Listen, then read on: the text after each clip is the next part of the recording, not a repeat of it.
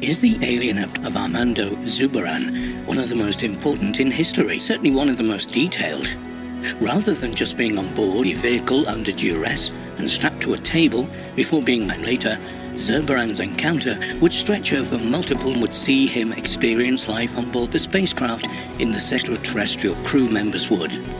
According to the accounts of one January morning of 1954, at around 2 a.m., Zurbaran was driving along a road between Mexico City on his way to a meeting with a business partner the following day.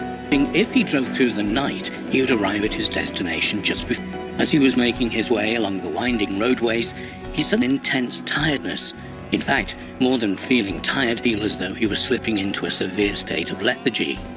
Control of the vehicle, he pulled the car to the side of the road, refocused, and then raised his head toward the windscreen in order to again.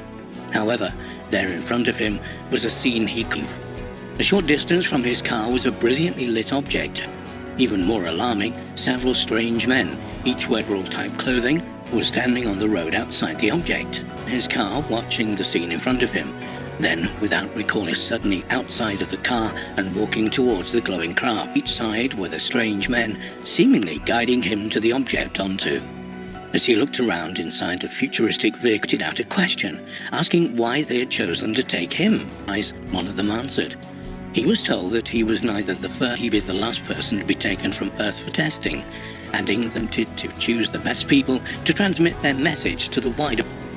After going through several details of his life, which played on a screen like a television in front of him, he was walked around with the strange men. He was told that during this walk, he was questions he wished. He was also informed that they were now no longer but were traveling through space. Zurbaran would recall some details from his conversation with this apparent extraterrestrial. And what is particularly interesting is that many of the details of the craft and how it traverses space resonate very nicely with testimony that would surface decades later, perhaps most specific Bob Lazar. Zurbaran would offer, for example, that the craft he was using a gravity repulsion system. This system is ahead of them and then dispel any objects in their path. Space-time to it before releasing it again, which would move the section of space that had been bent towards it. Into several days on board the craft, eating, sleeping, and washing. For example, he would state that the shower system on the ship was similar to warm air that gradually increased in strength before changing that impregnated the skin. Liquid soap was then applied to the body, lasted dry, leaving the body clean. He further regarded, by and large, was very similar to ours and featured a combination of vegetables, starches, and grilled meats. They also took fruit juices and ate a particular fruit that was similar to a mango.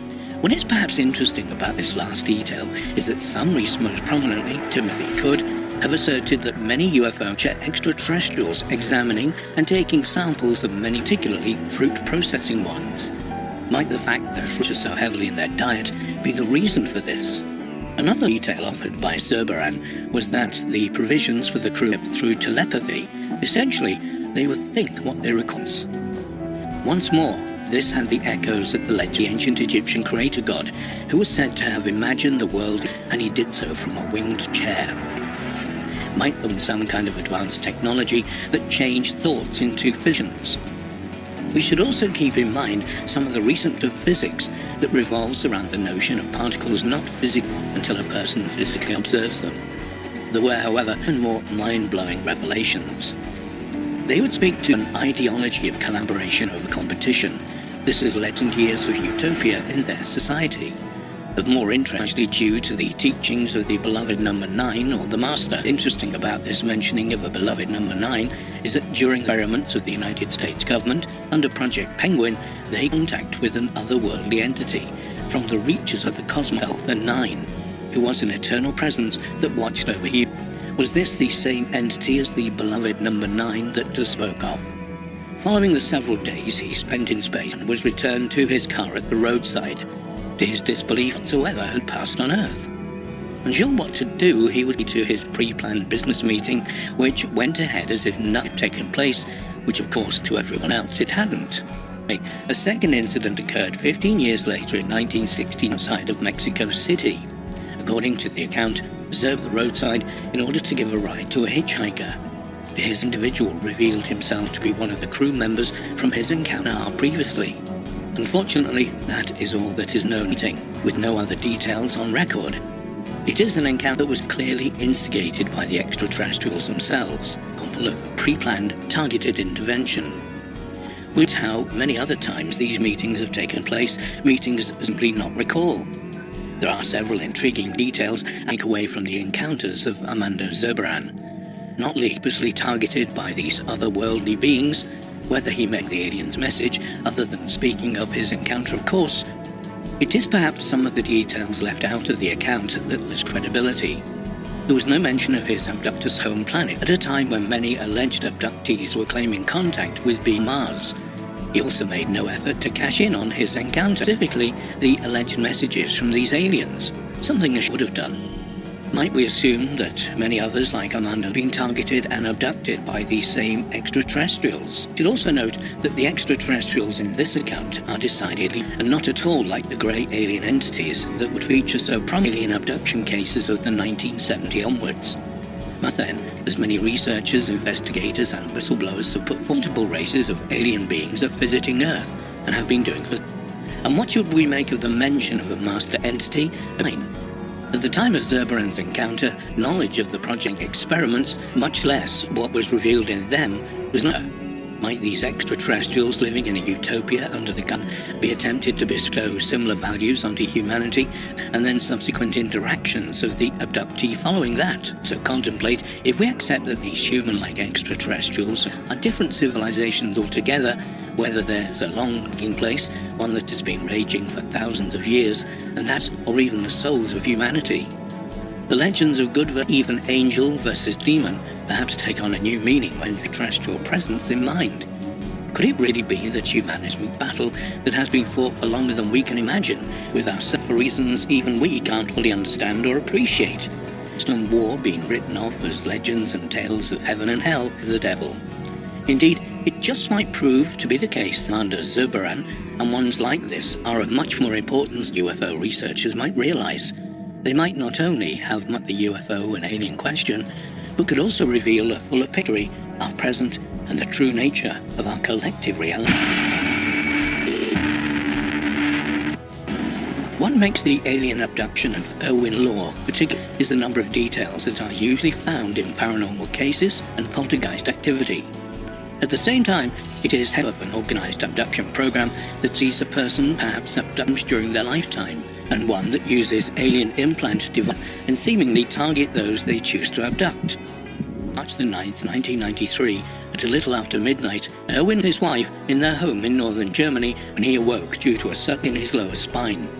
He would venture from the bedroom and seek Ella before returning to bed in an attempt to go back to sleep. By the time he returned, his wife was now also awake. They could both hear a strange buzzing sound, seemingly coming from outside the house, sound that Law would later describe as being metallic. Still, attempting to locate the source of the sound, a glowing suddenly became visible in the sky through their bedroom window. A short distance away, just above the nearby trees, and it was the entire street, including their house, was now awash in its light glow. Even more bizarre, as the husband and wife stared out at this truly curious aerial anomaly, they each noticed a distant metallic taste overtake their mouths. At this point, Erwin came out of bed once more. However, when he did so, he realized of his legs. He turned to his wife, the confused and Price telling him that she was experiencing the same thing. Right helplessly in their bed, a yellow light began flashing on house and continued to do so for around 30 seconds. The light stopped, and the disc-shaped object suddenly went into motion as their bedroom window and disappearing into the distance. After the craft had gone, both the Laws were able to move once again. Unable to sleep though, each of them got out of bed and discussed just what they had. However, around half an hour later, the curious humming sound returned. This time though, the sound was coming from the back of the house, both window of the bedroom. As they looked out, they could see the disc several hundred feet away, and it was heading straight for them. As it got closer, they would recall how its silver exterior shimmered with rainbow, while on the underside they could see 3 bright lights. The futuristic craft continued towards them. Then, each from colliding with their property, it simply evaporated, as if to thin air. Just like that, it was gone. Out into the night. It was now peaceful and serene, as if nothing had ever taken place. They each contemplated just what they had witnessed. The following day, Irwin would contact the local newspaper and offer that he and his wife had seen and experienced the previous evening. The paper ran a story of their encounter on the following day, which prompted witnesses to contact Irwin to state they too had seen a same evening, including an entire bowling team returning home from. Given the sheer number of witnesses that corroborated that something strange happened that evening, there was no possibility that the incident could be put hallucination between Irwin and his wife. Frustrated, while the other witnesses were happy to discuss their sightings with Irwin privately, wished to talk about them publicly and put them on the official record. One UFO researcher who had gotten wind of the case, Dr. asked Irwin if he believed he had been intentionally targeted by the UFO. He replied that he believed that he had, offering that it was hovering around the room window as if the occupants knew exactly where he was. The events that would follow the sighting would appear to confirm this, an unsettling events indeed. The day after the 4 p.m., while he and his wife were watching television with their young sudden flash like a photo bulb went off in the room, followed out. On that same evening at around 10 p.m, a loud was heard coming from one of the wardrobes upstairs. When Irwin was flinging the wardrobe doors open, the banging suddenly stopped. It was empty of anything but clothes. However, a short time after shutting the room, the disturbing banging began again. These types of eerie happenings continued on and off for several weeks. He also suffered from increasingly intense pain in his lower back. By chance one morning, he noticed two strange marks right at the base of. When these marks were examined by a doctor, two black spots. He was booked to have a CAT scan to examine the marking. However, before the procedure could go ahead, the two black his back. Irwin attempted to preserve these so they could be. However, by the following day, they had each melted away into nothing. We might note that this detail of implants dissolving a short time or having fallen from a person's body shows up in men involving these extraterrestrial devices. Irwin, what had happened to him, declined the opportunity to undergo hypnotic, and while it is understandable that some people do not wish to unlock them from them, or that they simply don't trust the authenticity of it, it's perhaps a shame that any further potential information may be locked away forever. Just what had happened to Irwin Law 1993? Was he the victim of alien abduction on the night of the sighting at some other point in his life? Someone or something had to have placed the strange black device lower back. Might the abduction have taken place before he obtained the painkiller? And could the other encounters have also taken place? We might recall that Irwin very much believed that the UFO had targeted him. We might also contemplate just why an alien race, advanced from ourselves and from elsewhere in the universe, would be so very specific members of the human population. Indeed, target certain people and have little interest in others. Might group a certain level of overall fitness, or perhaps symptom selection. A person is then tracked and abducted repeatedly. Or might we find that Irwin's family, going back generations, have been victims of alien abduction, and he is simply the latest studies and examinations going back to his first unfortunate ancestors our program first began. And what should we make of the many paranormal occurred following the sighting of the apparent alien aircraft? Electrical interference with appliances and gadgets be something to do with plants that have been placed in Irwin's lower back? Or might UFOs have a more paranormal explanation than many others might think? Did the disc-shaped object appear to dissolve into thin air, that people might describe a ghost or spooky manifestation before their eyes? Might what we know as ghosts, aliens exist and come from the same realm of existence? Of all else, we might consider just what the agenda and end goal of the alien race behind Irwin Law's encounter might be. I mean, for humanity as a whole. Just why are they tracking devices inserted discreetly into their bodies? Devices that move away when removed, leaving no proof of their existence. Intentions for our benefit?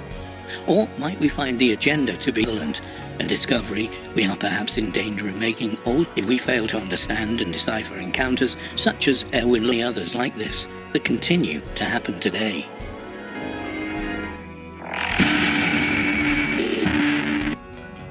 Was an entire family abducted from on a lonely road somewhere in Georgia as they traveled from Tennessee in 1968. The Falcon family, a father, mother-year-old son, Celestian, were traveling from Tennessee to their Florida, the result of Celestian's father's sudden transfer in state by the military. While they made their way along the state of Georgia, Celestian noticed a strange glowing object following them no more than 200 yards away. The young boy for several moments and when he heard his mother let out a sharp scream, she had seen it too. At around the same time, closer to their moving car, Celestian noticed that there were several on its underside, while on the top half came a paler glow to emanate from several windows. He also noticed how others meeting up to get away from the strange object, or even performing U-turn.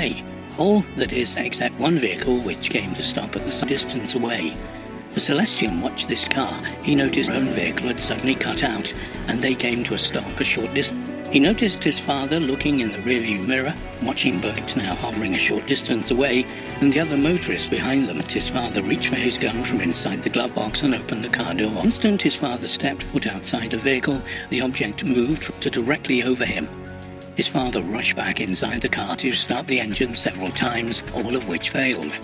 Happening, Celestian's mother pushed him further down into the back seat, and still, and not to make a sound.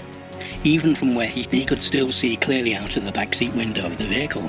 He that had pulled over to the side of the road just before them, and he noticed that his father had also gotten out of his vehicle. Then, from out several strange alien creatures, each around 5 feet tall, approached man. Celestian watched as the unfortunate man struck out with what appeared to be entire iron. Before he could make contact, those touched a bizarre silver product to his body, which clearly near him. They then proceeded to wrap the man and his girlfriend over blankets before sending them into the air and into their awaiting.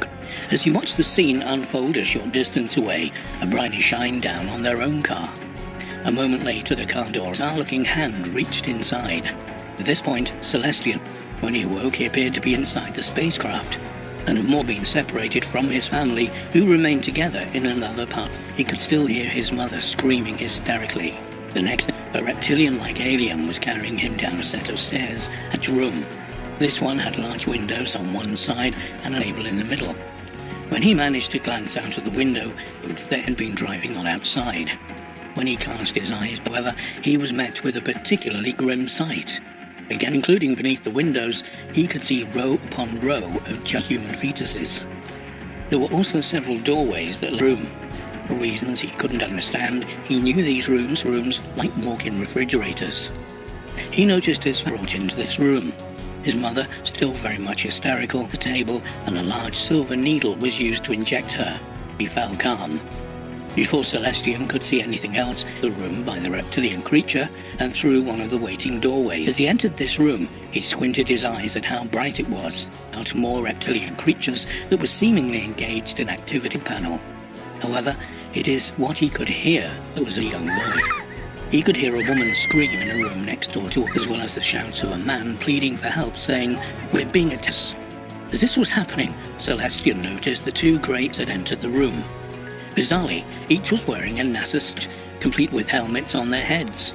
Even stranger, a dark business suit also appeared. At this point, Celestian mental collapse. This mysterious man began speaking in the room, although he appeared to do so telepathically. Strange was that Celestian could also hear and understand this television. According to what he could remember, the alien entity's alien device that had become lost in the muddy swamps of Georgia. He recalled, found part of this device, but was still missing a set, so another search was ordered by the human. Celestian was taken through before eventually stopping in a particularly busy part of the ship. A hive of activity, as if some kind of emergency was taking. He picked up further snippets of information, most predominantly they discovered and somebody was on their way to destroy them. And felt a real surge of panic go through him, a panic he believed the occupants of the craft themselves. Another voice strayed into his thing that whoever was on their way, they were getting close. Then, the wall, video of 2 United States Air Force fighter jets of several of the creatures turned to watch the screen. Celestian would later it was so close up and detailed that he could clearly see the pilot's face of the cockpit. He could also sense that these jets were approaching and their intent was to attack and destroy it.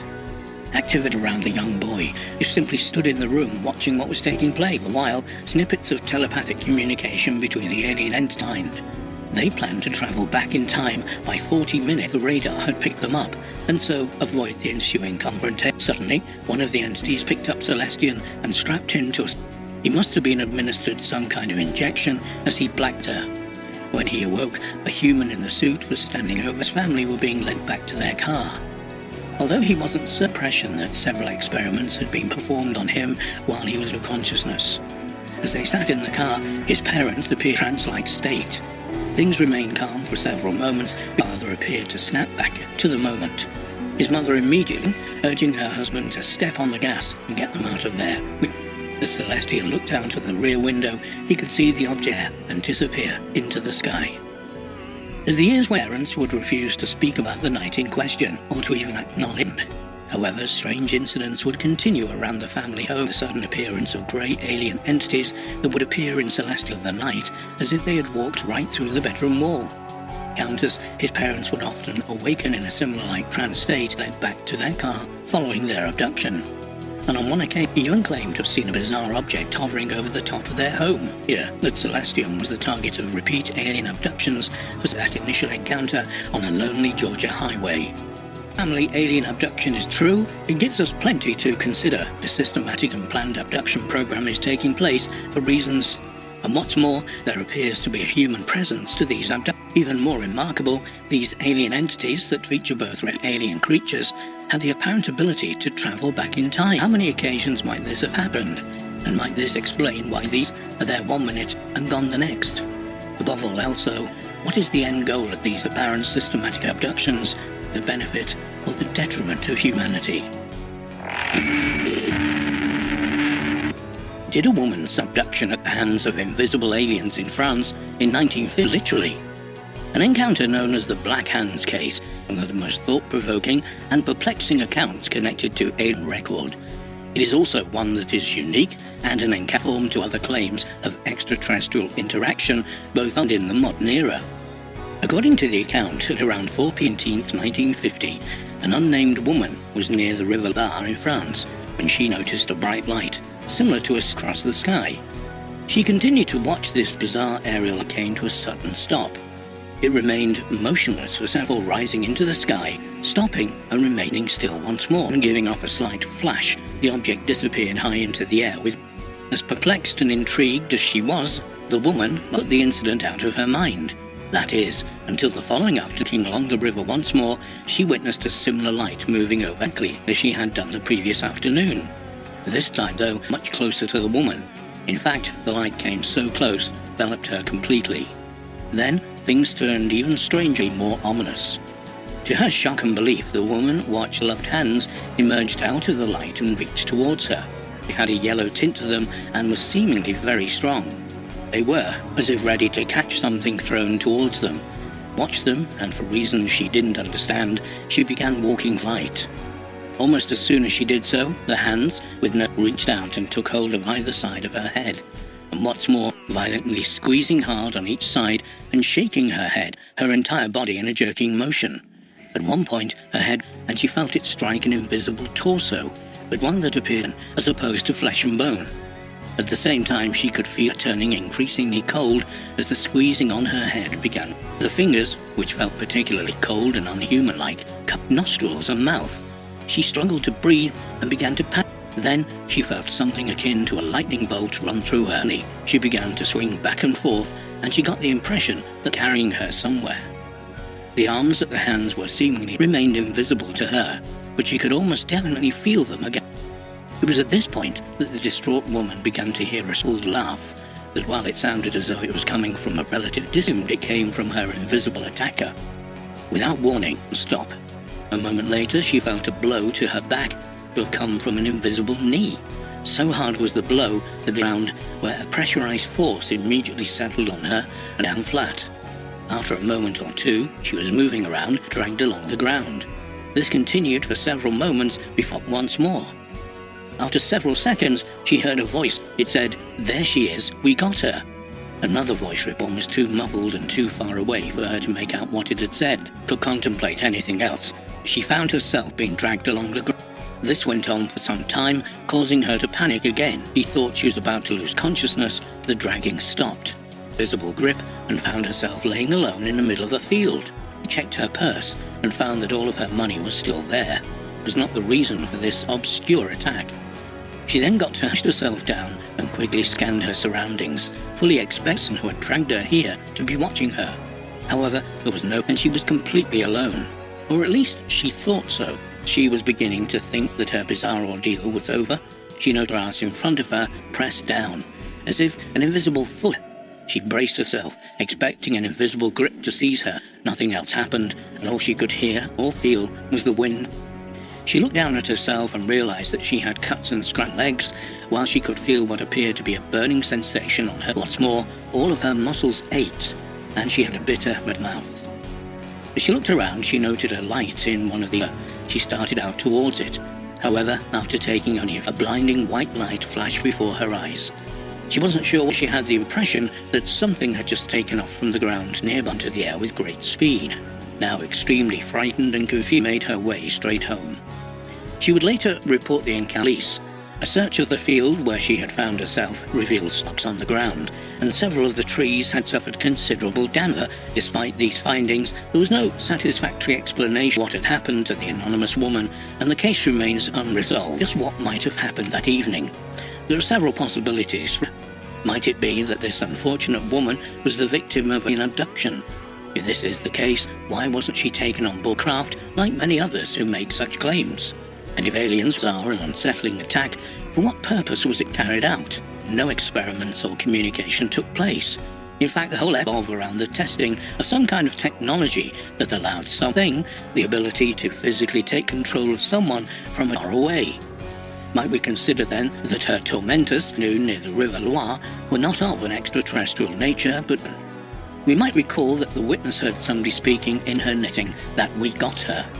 Might this suggest that she was the in the testing of some kind of futuristic technology, person to physically grab and then control somebody from afar? Might also recall that while the witness could hear the voice of whom she attacked her clearly, the reply she heard was muffled and seemingly hey. Might this also suggest some kind of remote technology and a bizarre out-of-body remote control experiment taking place location many miles away? We know, for example, that remote is the subject of studies by various intelligence agencies around the world. Might it be that this encounter with the black-gloved hands was experiments, ones that allowed some kind of physical interaction? Or might those behind the attack on this mystery woman not have been extraterrestrial, but beings from another dimension? Might the light she witnessed grew much larger as it got closer have been the result of a portal, so allowing an interdimensional creature to reach through from distance into ours? And if so, was this an intentional cruise on their part, or something that was a one-off opening of such gate? Of course, regardless of who or what was behind the attack, the question would be for what purpose was it carried out? Was it a mystic assault, or might there have been an agenda adhered to that of those who have investigated the case? The fact is, we don't know just what took place to the unnamed woman in France. That's 1850. The account, though, continues to fascinate researchers almost 3/4 of a century later. And it is this strange, curious encounter in the public consciousness, lest uns are uncovered, or indeed take place in the future.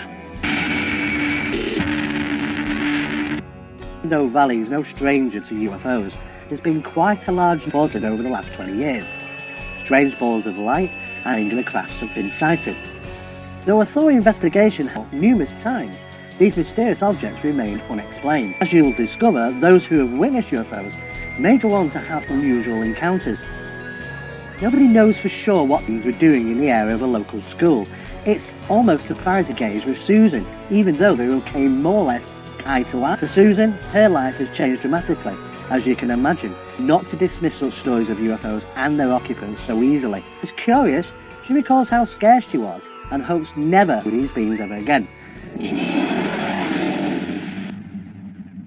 Many people believe that alien encounter only in remote areas. Nothing, however, could be further. In fact, aliens seemingly turn up in some of the most unusual.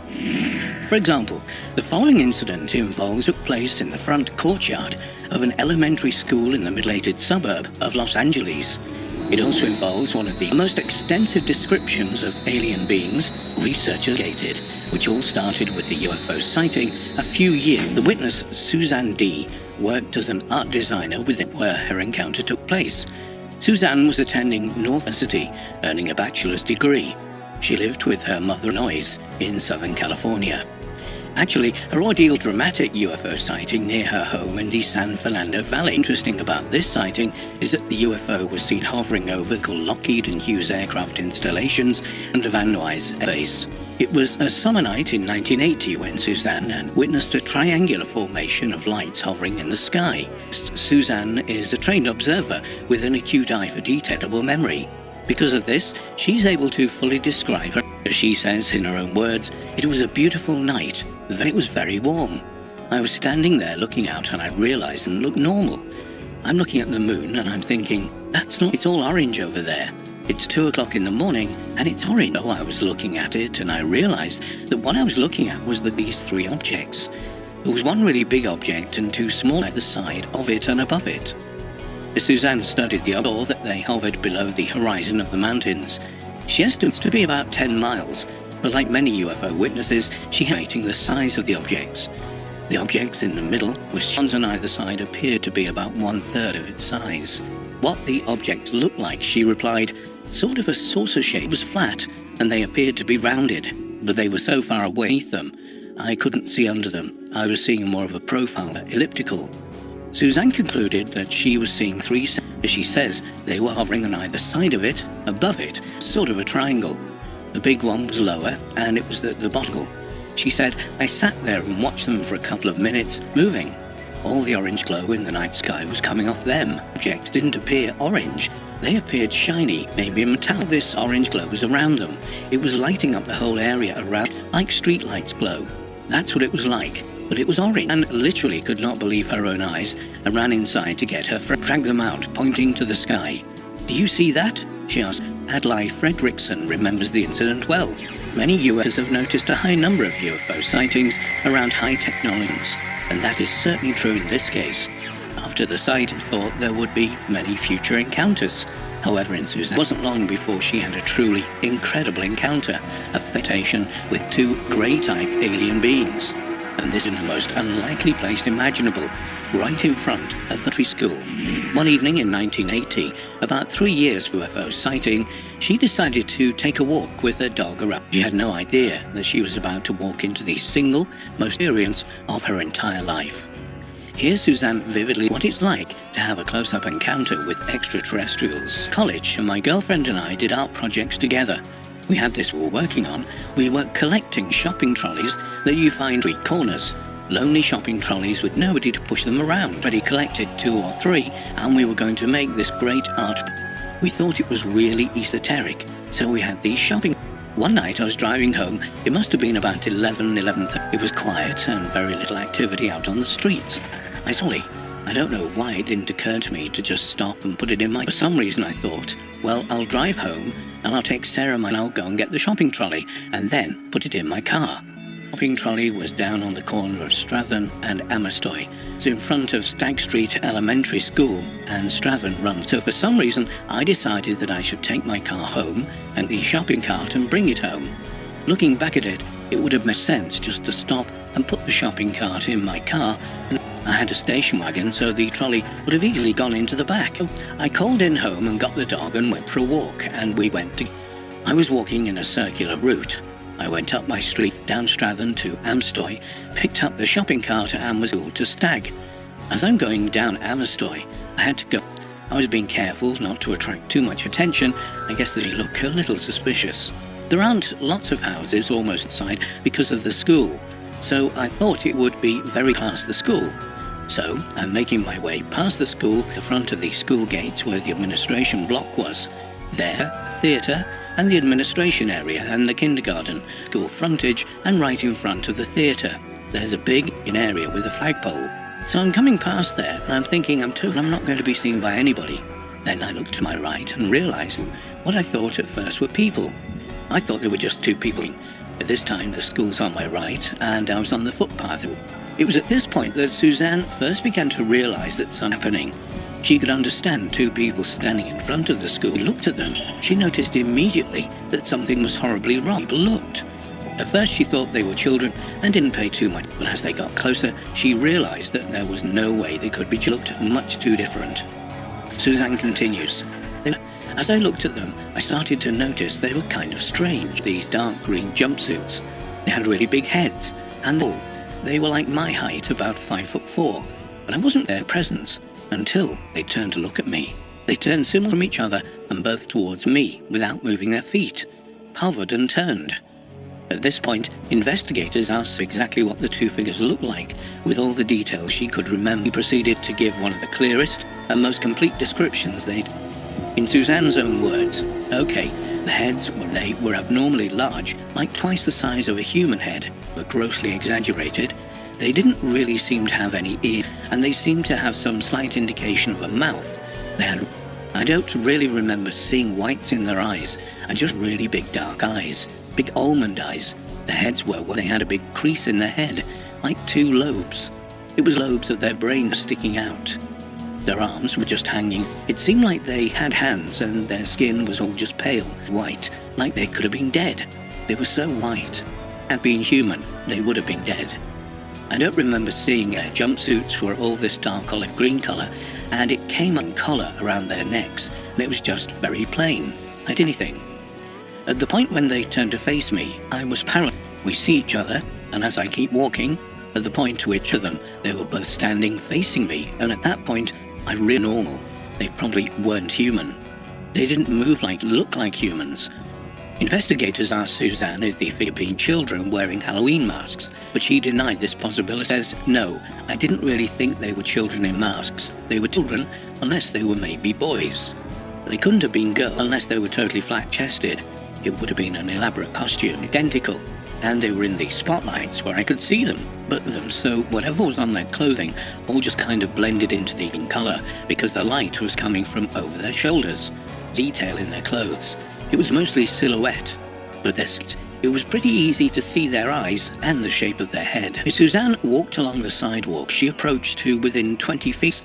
Her fright at this point bordered on panic. She didn't leave messages, only an intense feeling of shock and fear. I felt like I got more and more scared as I realized more and more I'd never experienced before. They didn't move like humans either. Humans. They didn't say anything. The point at which I would have had back over my shoulder at them, and by that point I was so scared I was just getting the hell out of there. And the whole time I'm pushing this and it's rattling down the road. Sarah, my dog, didn't. She just kept walking next to me the whole time. She sure tried to sniff them. I was terrified, I didn't know what they didn't. At one point I thought, my God, they're going to follow me. No, I'm going to die. I'm so scared. So I was walking without running, and without making an enormous amount of noise with the trolley.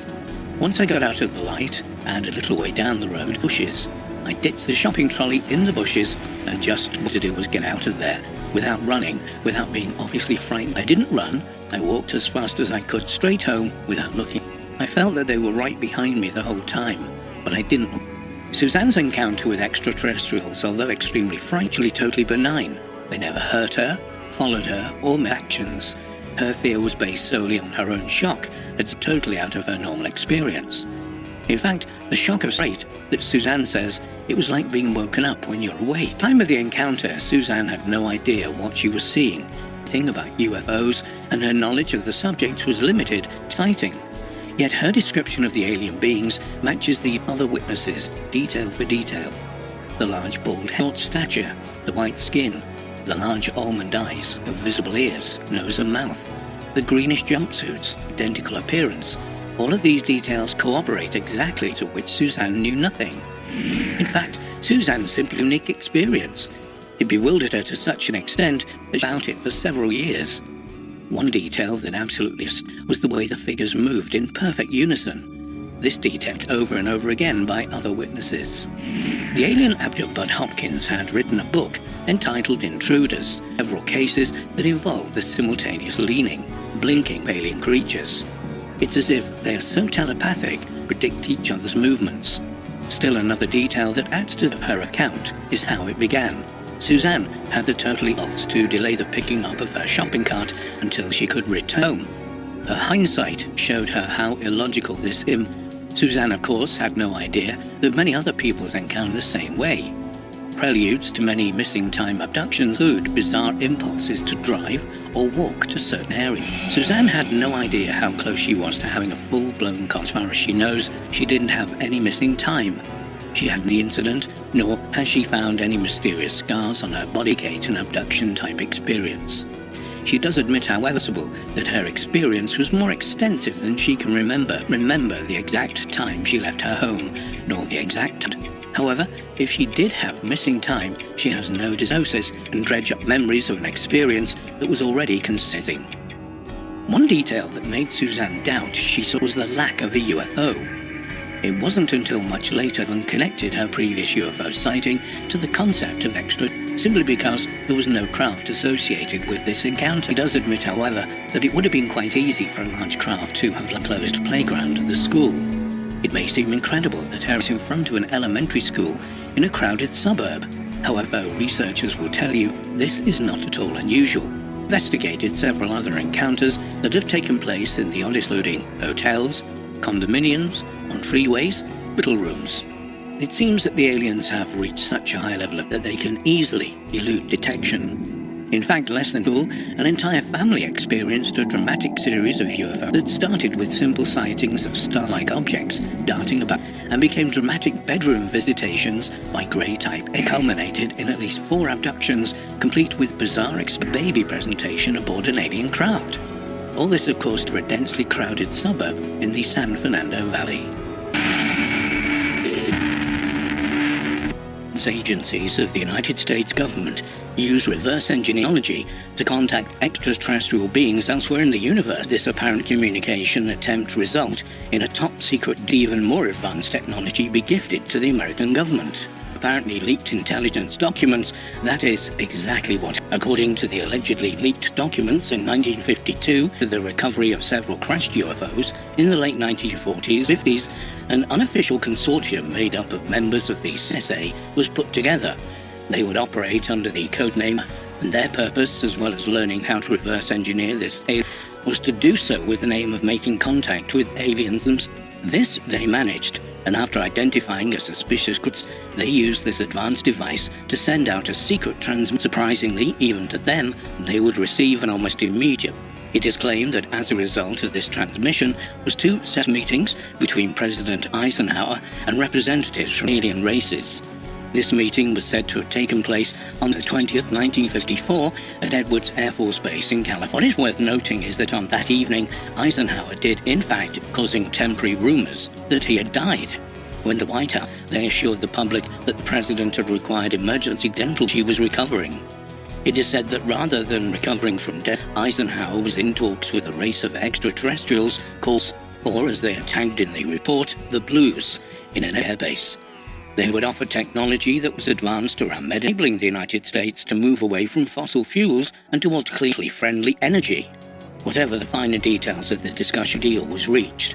Almost immediately following this meeting, however, two extraterrestrials suddenly made contact, and a second meeting went to. This race of aliens was the Greys, who appear to be exactly terrestrials that many victims of alien abduction report.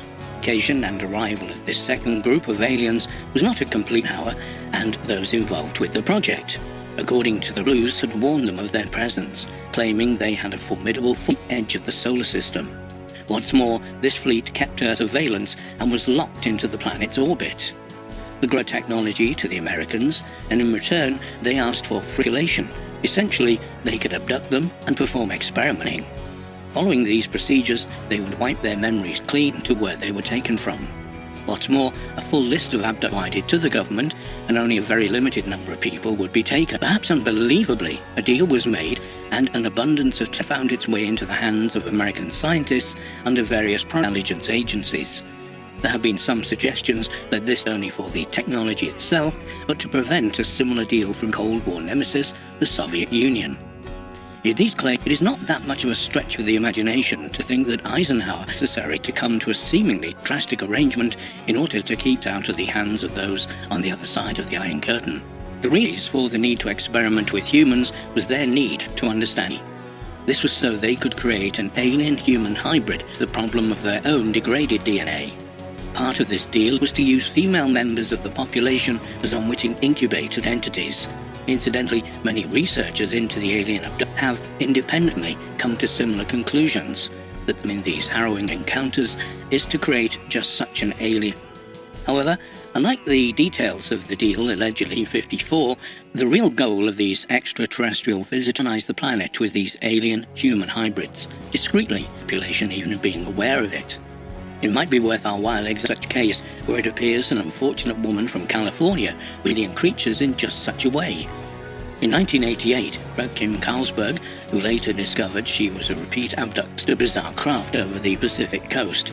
Later that evening, to find herself surrounded by strange, grey alien entities. Later described being taken on board the craft, where she was artificially in a combination of her DNA, another human male DNA, and only weeks later, before she was even aware she was pregnant, the fetus was removed during the secondary abduction and placed in an official chamber where it would eventually reach birth size. It was a prearranged, highly organized program.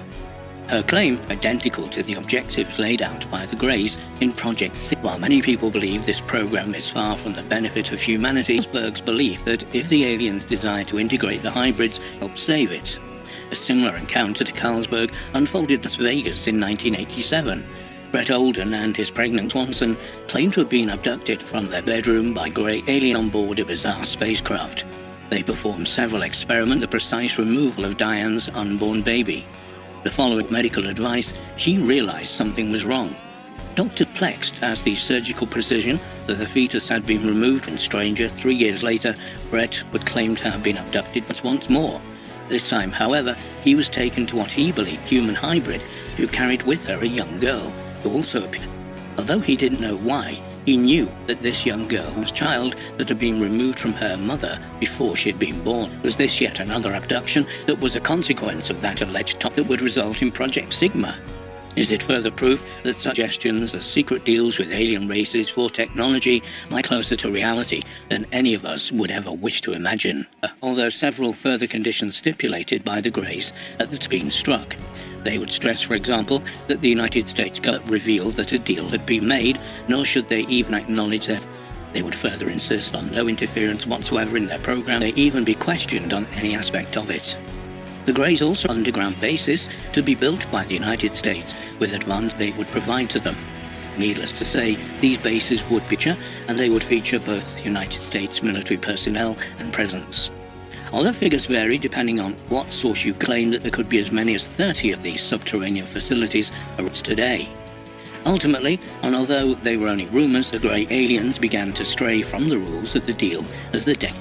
It's not known if the deal of this arrangement is still in place, in fashion, or in its original form, or whether there is sorts taking place behind closed doors of the so-called shadow war that could potentially see the planet taken over without us even realizing. Might this inability or unwillingness to adhere to the rules of the reason claims of alien abduction increased so dramatically gave way to the 80s, and then even more so as the 20th century troll over to the 21st?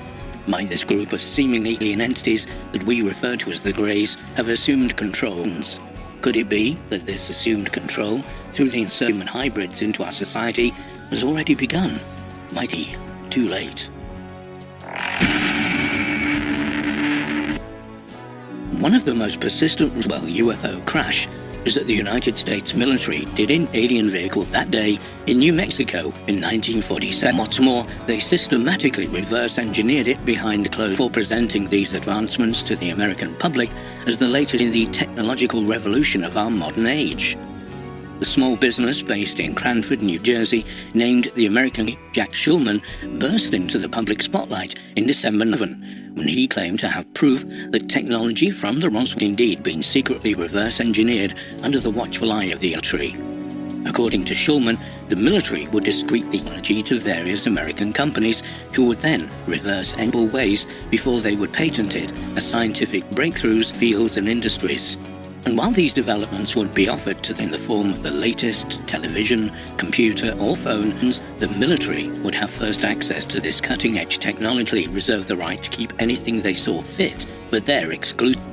Schulman would highlight the patenting of the transistor company in particular, asking what if this had developed as a result of reverse-engineered technology, that they had to who the United States military had passed this technology of reverse-engineering it.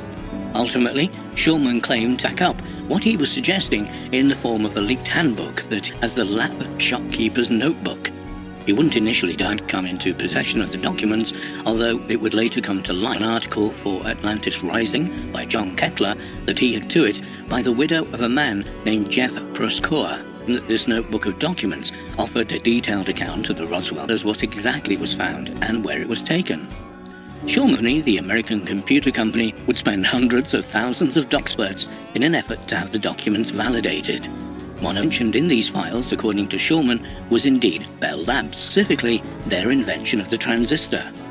This was, writes, an invention that alone was worth anything from Nobel Prize corporate reputations to hundreds of patents and trillions of dollars. Even more suspicious when investigations were undertaken to examine from previous transistors to the Bell version, transistors that the origins of the Bell transistor, not only were the two completely, but there was no natural technical involvement that would have led from one to the other. In short, the Bell version was essentially complete technology. As bizarre as it might sound, could it really be the most significant inventions of the so-called technical revolution, human ingenuity, but gifted alien technology that skillfully reverse-engineered?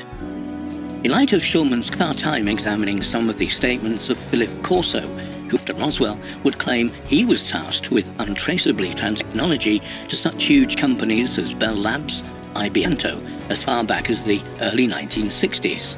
The offer that these companies would be forced to sign official secret acts, develop the technology as their own, and to report it publicly in research of American scientists. Further, according to Corso, these technologies included fiber optics and advanced night vision. Schulman had long connections with the Bell Labs organization, having gone to college with the son of the head of the company. He later that in late 1995, a friend and a former general who he knew through his friend's family, the previously mentioned widower, had approached him and asked him to look at some documents with the lab shopkeeper's notebook. It's important to note that the reference to a notebook is not how you might typically imagine a small collection of papers. It's simply an industry term, loosely documentation of ongoing studies, experiments and developments. This notebook that Schulman faced ran to 28 boxes of documents. Some of the documents he viewed shocked him due to concerning that was at least officially out of humanity's reach in the mid-1900s. This paperwork clearly stated was available for use as far back as the 1940s. It was at this point that Schulman had dated. The results were certain. The papers had been prepared, they had, between 1947 and 1950. Genuine. Eventually, Schulman put forward the question to answers about what it might mean if significant human actions were in fact the result of reverse-engineered non-terrestrial. Shortly after these online questions, he began to suffer tirade happenings. To begin with, these unsettling incidents would form of hostile messages left on internet forums, largely tarnish the American Computer Corporation's reputation and image, quickly escalate into online attacks on Schulman personally. The abuse and threats hurled directly at Schulman and the American computer. There was a wider campaign to paint him as a deranged and possibly cruel. Even more unnerving, the business premises of the company several times, some of which would result in the planting of in the offices in some kind of bizarre attempt to frame them. And he would soon go on the offensive, taking swift legal action against slander against it, as well as heightening security around its offices. Perhaps more importantly, Schulman began to speak publicly of at least he had learned in the lab shopkeeper's notebook, and even more importantly, technical information and data of these findings online, stop them becoming patented and ultimately off limits to the wider. Could it be possible that at least some of the technological wonders are actually the result of reversed engineered extraterrestrial technology? It can't be ignored that such technological advancements surged in the 1940s, coincidentally or not, in the years immediately for Roswell crash. And we should also note that despite the claims that the object witnessed was merely a weather balloon, the original military statement that they had a flying saucer in their possession shouldn't be immediately dismissed. Indeed, given how many people do seem to ignore this initial military media, it could just prove to be the biggest bullet in the United States military ever dodged in terms of the UFO and alien question. Any truth to Schulman's claims? Given the amount of online abuse at their offices and very real attempts to sabotage his business, that somebody was not happy with the suggestions he was making and his creation of the explosive documents he had in his possession. If there's any truth to the notion that corporations overseen by government had highly advanced technology with which to study and work, what else might be available behind closed doors? What technology might be being withheld from the public so as to maintain the highest profit or to keep people as rabid consumers? These even exist, but are being held behind closed doors that could energy and fuel so as not to disturb the flow of millions of dollars. There is, it seems, much more to think about here of alien technology, but what the potential of that technology if it were to be shared with humanity as a whole, and not simply drip-fed upgrades and newer versions of various devices for in turn. There is a saying in the technical world that whatever the available behind closed doors, the government is actually 3 or 4. If the claims of Jack Schulman are accurate, that saying could than it than most of us might think.